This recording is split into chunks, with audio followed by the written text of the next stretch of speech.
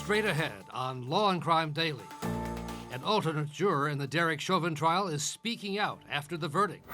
Daunte Wright is laid to rest, one family's quest for justice as another family receives their day in court. Minneapolis, thank you for not letting the legacy of George Floyd end with that video. And police in Columbus, Ohio, released the bodycam video of the fatal shooting of a 16-year-old girl. Plus, one of the main suspects in a shooting 5 years ago that left 8 members of a family dead suddenly appears in court to change his plea. And a judge hints at a trial date for the accused Parkland school shooter. And Brian Buckmire, who's been on assignment in Minneapolis for the trial of Derek Chauvin. Well, now the first juror is speaking out. An alternate who was dismissed just before deliberations began. She talked with CBS News and says she, too, thought the former officer was guilty. I just felt like the prosecution made a really good, strong argument. Dr. Tobin was the one that really did it for me. He explained everything. I understood it, down to where he said this is the moment that he lost his life. Really got to me. So who made an impact with the defense? Good or bad? Just made an impact? I don't think they had a good impact. I think he overpromised in the beginning and didn't live up to what he said he was going to do. So, Brian Buckmire, does that surprise you at all? Not at all, Brian Ross. From day one, even in opening statements and even a bit in jury selection, we were saying that Eric Nelson was overpromising and underperforming. Any good defense attorney will tell you it's got to be the opposite. You've got to let the jury know that you have no burden, and then from there, build on top of the case. I think his trial strategy was one that the jury was not really fond of. Clearly. And Terri, certainly the lawyers for the other 3 officers are going to be looking at what she said as they prepare to go to trial in August. Brian, you better believe they are paying very close attention to what she is saying, and they will make sure that they don't overpromise and undeliver. And I think that they are going to look for experts who are going to be not only knowledgeable and be experienced, but experts who, like Dr. Tobin, can explain what is going on so that the jury can understand it. So generally speaking, I think King, Lang, and Tao are going to point at Chauvin and basically say, look, I was trying to save the life. I was trying to say, turn him, and I was nothing like Derek Chauvin. Right, Terri. Well, even as people in Minneapolis are digesting the Chauvin verdict, there was a funeral for Daunte Wright, where Reverend Al Sharpton delivered a powerful eulogy for the young man killed by a police officer in a Minneapolis suburb.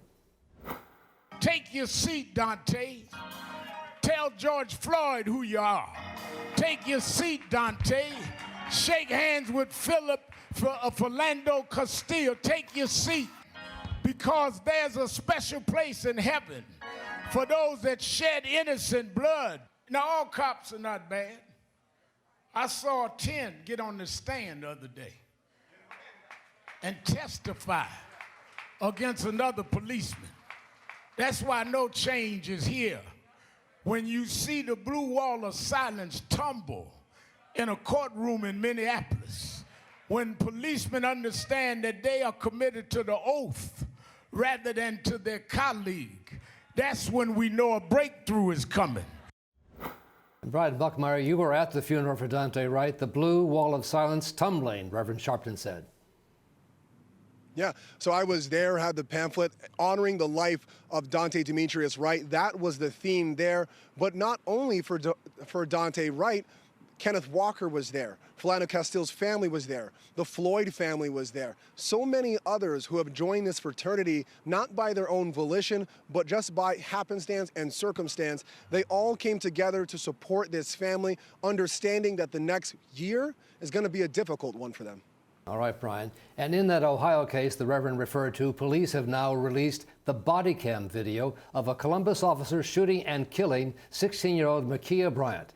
There are new reports that she called 911 herself, asking for protection for some older girls. She can see on the video now with a knife when the officer arrives on the scene, and a warning, this video may be difficult to watch. What's going on? Hey, what's going on? Hey, get down, get down. Get down! Get down! Are you stupid? Are you serious? She shot. Back up. Is she shot? She had a knife. She just went at her. She's a kid, man. Baby shot. Damn, are you stupid? Kid? We have to ask ourselves, what information did the officer have? What did he see? How much time did he have to assess the situation?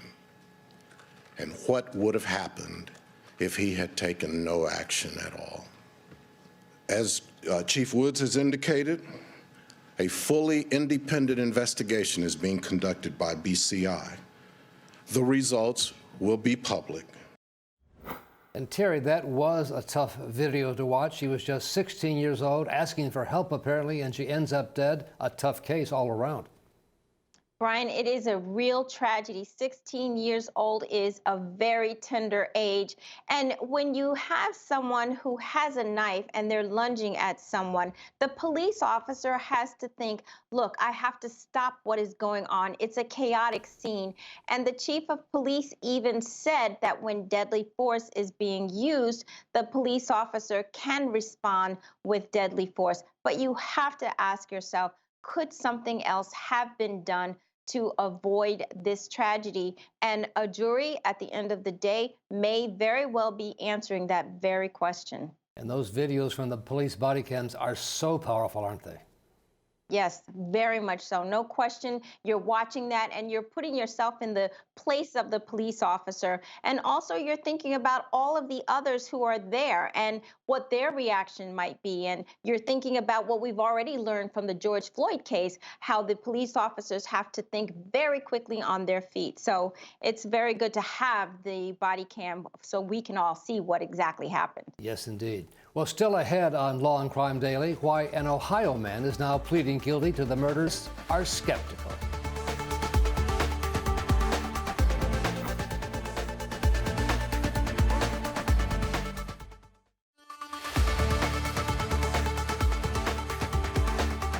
The impacts of the Chauvin case continue to be felt. A day after the guilty verdict of Derek Chauvin, Attorney General Merrick Garland announced a sweeping investigation into the Minneapolis Police Department.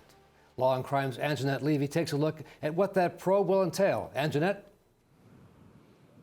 Well, Brian, the Justice Department has conducted these investigations into other police departments, and typically these types of investigations lead to major reforms. This effort will be staffed by experienced attorneys and other personnel from the Justice Department's Civil Rights Division and the U.S. Attorney's Office for the District of Minnesota. The new civil investigation is separate from and independent of the federal criminal investigation into the death of George Floyd. A day after Derek Chauvin was found guilty, America's top law enforcement official said prosecutors will do a deep dive into the way Minneapolis PD does business. The investigation will assess whether the Minneapolis Police Department engages in a pattern or practice of using excessive force, including during protests. The investigation will also assess whether the MPD engages in discriminatory conduct. The DOJ has conducted similar probes, for instance, in Ferguson, Missouri, following the death of Michael Brown. That investigation found Ferguson's police practices focused on generating revenue and reinforced racial bias. It's going to be very thorough. This is a civil investigation. It's not a grand jury, a criminal investigation. This is not going to take a week, 2 months. It could take up to 2 years. Minneapolis Police Chief Madaria Arredondo has pledged to cooperate, but local activists are concerned because they say the DOJ was here in 2016. The last time the DOJ was here, they came with all kinds of suggestions and ideas, and the city formed work groups, and a bunch of us went to these work groups, and we worked with the city, and we tried to make new policy, and all of that went into File 13. Every bit of it was gone. The hope is that more will be done this time. If there is a pattern in practice, especially in Precinct 3, where it seems like there's sort of a culture and an attitude there, you will see maybe a consent decree at the end of the day, if not some type of lawsuit issuing an injunction against the police department. As you heard Merrick Garland say, the Civil Rights Division of the Justice Department will lead this investigation. And on the criminal side, we still don't know whether or not the grand jury plans to return civil rights charges against the 4 officers involved in George Floyd's death. Brian? Angenette, if the Department of Justice finds major issues and they ask for reforms and the Minneapolis PD is resistant, then what happens?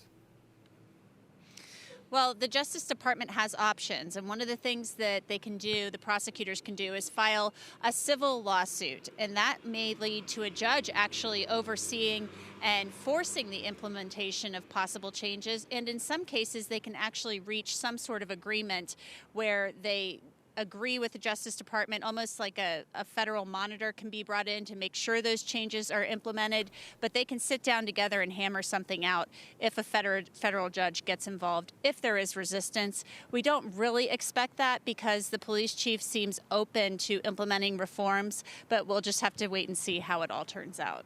And Terri Austin, Attorney General Garland is focused now on Minneapolis, but how about other police departments around the country? Aren't they too on the line? Absolutely, Brian. I think this is just the beginning. We know for a fact that Garland is really focused on making sure that systemic racism is not something that we see in the criminal justice department. And he wants to make sure that other cities, and I think he'll be looking at places like Chicago and Columbus, where in Chicago we saw the shooting of Adam Toledo, and we saw obviously Ma'Khia Bryant in Columbus. So I think he's going to look at all of these cities. He's going to do it one at a time, and he's going to make sure that the police departments in these cities are doing their searches, they're doing their seizures, they're doing protests, and they are doing it without the bias of prejudice, racial prejudice. And I think it's very important because this is the change that people want to see, not just the individual accountability, which obviously was extremely important. And we saw some of that, obviously, in the George Ford Derek Chauvin case. But now they want to see on a federal level that change is being made on a federal level. And I think he's going to make sure that happens. And certainly seems to have much support from the White House, from the President of the United States. All right, well, coming up on Law and Crime Daily, the accused.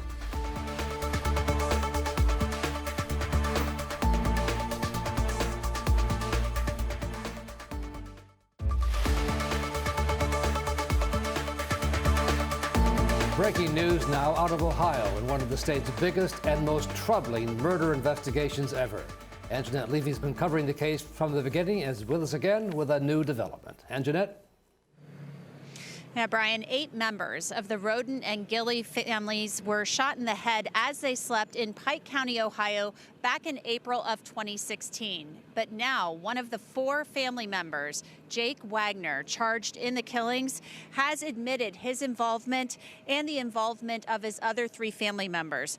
Wagner had a daughter with Hannah Roden, who was one of the victims. Prosecutors have claimed the murders were carried out because the Wagner family wanted full custody of that little girl. Hannah, her parents, her brother, 2 cousins, and 2 uncles were all killed in April 2016, and the Wagners had vehemently denied any involvement in the crimes. But now that has changed. Jake Wagner has agreed to testify against his mother, his brother, and his father. In exchange, prosecutors have agreed to take the death penalty off the table. And we're, of course, going to have much more on this story and some things from court on the next edition of Law and Crime Daily. Brian? Angenette, what a case. Talk about a family feud. I understand the governor actually showed up at the courthouse. Yeah, that's exactly right. Governor Mike DeWine in Ohio was the attorney general when this case happened back in 2016. And so that was a small county where this happened, Pike County, Ohio. It's a poor county. And the sheriff there, who's now in prison for stealing money from the safe, and it contained drug money seized in drug deals. He's now in prison. We've covered that before. He called the AG and said, look, this case is too big for us. We want you to lead it. So Governor Mike DeWine has shown up at the courthouse, we're told. Then Attorney General Mike DeWine, now the governor, and he is meeting with the family. He developed a close relationship with the Roden and Gilley families as this investigation unfolded. So one family seeking to kill the entire membership of the other family. That's the claim. And Jake Wagner apparently has turned state's evidence and told the investigators and the prosecutors what happened that night, and he implicated his 3 other family members. And I want to tell you, I've had conversations with Jake Wagner's mother, Angela, over Facebook. This was many years ago when this first happened, and she denied any involvement whatsoever and said that her family was being slandered. So it's very interesting now that Jake, whose daughter was apparently the subject of this custody battle the families were involved in, has now turned state's evidence against his entire family. So it'll be very interesting to see what happens with the other cases and whether or not these other families now decide to plead guilty since the death penalty is off the table. All right, Angenette Levy, still on the story. Thanks so much. When we come back, the Florida school superintendent now facing charges of perjury.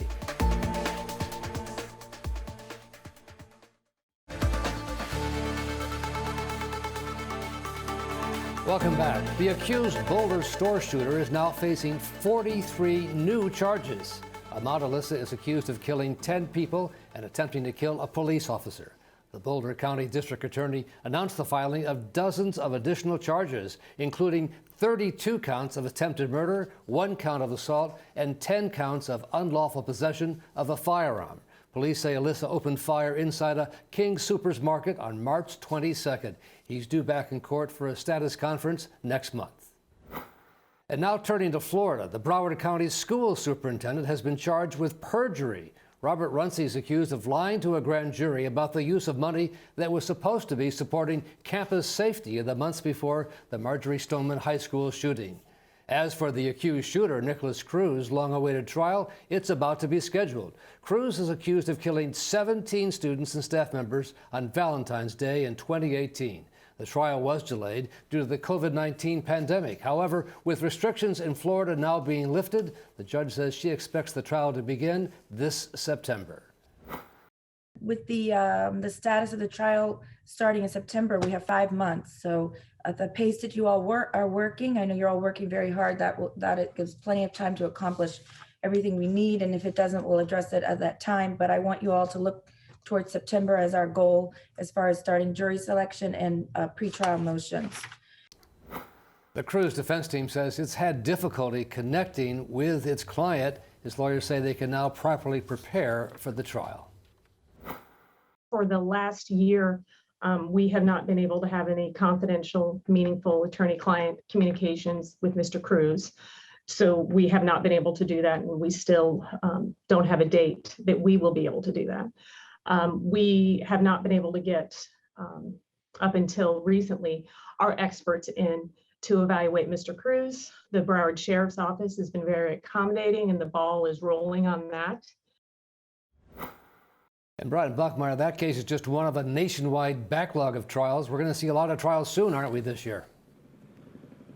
Absolutely. I can tell you myself as a practicing public defender in Brooklyn, there are a number of cases that are backlogged. For the lion's share of them, it seems to be low-level cases that should just go away based on the fact that we have cases like Nicholas Cruz. Those cases need to be tried, the ones with severe injury to individuals, the non-victimless crimes, so to speak. Those ones are going to be first and foremost, but of course there's so many that there's going to be a backlog, and it's take some time to get through them all. And Terri Austin, based on reports so far in the Cruz case, it seems the defense may try to raise the mental state of Nicholas Cruz as a defense. I think, Brian, that's the only defense they can possibly assert here. He's already pled, guilty to shooting. He's confessed to shooting 17 students and staff members and injuring 17 others. And so he faces the death penalty. And I think he is being, considered to be, he already has autism, obsessive compulsive disorder. He's already harmed himself. And I think his defense is going to be he has all of these various disorders that has contributed to what he did. And in fact, he shouldn't face the death penalty. So I think they will be using that as a defense for him, particularly since they have the confession. There's very little else they can do here. The question is whether or not that will be enough. They tried, I think, to use his confession and exchange that for a life sentence. That did not work. So I think they're going to try very hard to use this and to persuade the jury ultimately that he should not face the death penalty, because he's had lifelong issues and he's been facing this, and hopefully that will spare his life. And I think that's the only thing they can argue at this point, unless something else comes up that we don't know about. And Brian Buckmire, just quickly, we're seeing so many young people about to go on trial for horrible murders. Absolutely. We're going to see this trial play out for, like you said, horrible murders. And I agree wholeheartedly with what Terri is saying about the defense here. I don't think there's so much of a defense when it comes to the alleged crimes. I think there's maybe a defense to try to save his life, and that's the only focus here, to try to beat that death penalty charge. All right. Well, Brian and Terri, thank you so much, and thanks for joining us here on Law and Crime Daily. We'll see you next time as we discuss justice in America.